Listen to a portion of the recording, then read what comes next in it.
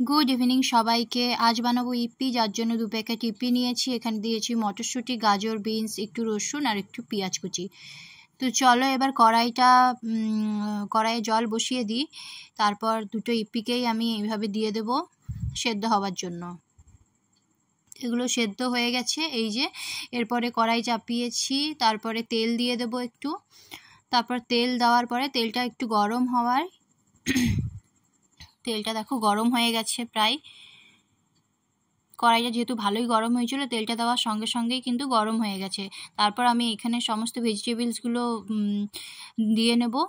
আর হ্যাঁ, একটু কাঁচা লঙ্কাও দিয়েছিলাম। এগুলো একটু নাড়াচাড়া করে দেন একটু নুন দিয়ে একটু ইপি মশলা দিয়েছিলাম। তারপরে ইপিগুলোকে দিয়ে এই যে হালকা করে ভেজে নিয়েছিলাম। তারপরে ভাজার পরে ঠিক এইরকম দেখতে হয়েছিল, আর খেতেও খুব সুন্দর হয়েছিল। দেখো, তোমরাও এভাবে বানাতে পারো। তো চলো আজ এই অবধিই, দেখা হবে অন্য কোনো নতুন ভিডিওর সাথে। টাটা।